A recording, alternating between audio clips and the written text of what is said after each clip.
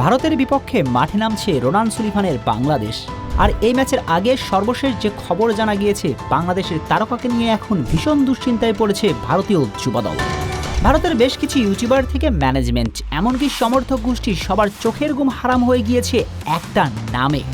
নামটা সাউথ এশিয়ার Cristiano Ronaldo খ্যাত রোনান সুলিভান।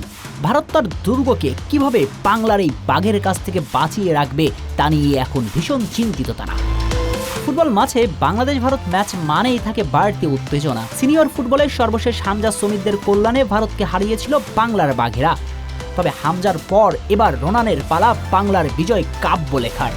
কেননা সাফ অনূর্ধ্ব-20 টুর্নামেন্টে গ্রুপ পর্বে নিজেদের দ্বিতীয় ম্যাচে ভারতের মুখোমুখি হবে টাইগার যুবারা। ইতিমধ্যে দুই দলই নিশ্চিত করে ফেলেছে শেষ 4-এর টিকিট। যদিও অনূর্ধ্ব-20 ফুটবলের সর্বশেষ 4 ম্যাচের মুখোমুখি 3টিতেই জয় তুলে নিয়েছে বাংলাদেশ, তাই এবার 4 নম্বর জয়ের লক্ষ্যেই মাঠে নামবে টাইগার যুবারা। যদিও বর্তমান ভারত দলটা অনেক বেশি শক্তিশালী, টুর্নামেন্টের হট ফেভারিট, তবে ওই যে টুর্নামেন্টের সবচেয়ে বড় তারকা যে লাল সবুজের ডেরাই। রোনানের পায়ে ছোট্টখাট্ট জাদুই যথেষ্ট ম্যাচের মোড় ঘুরিয়ে দেবার জন্য, তাই রোনান সুলিভানকে নিয়েই সব ভাবনা প্রতিপক্ষের। সঙ্গে এই ম্যাচে বাংলাদেশ একাদশে ফেরার সম্ভাবনা রয়েছে ডিক্লান সুলিভান এবং ইব্রাহিম নেওয়াজের। অর্থাৎ ডিক্লান সুলিভান সামলাবেন দুর্গ, মধ্যমাঠে বাংলার জুড বেলিংহ্যাম খ্যাত ইব্রাহিম নেওয়াজ, আর ভারতের দুর্গভেদ করার জন্য প্রস্তুত রোনান। এই বাংলাদেশের চাপ দিতে পারবে তো ভারত?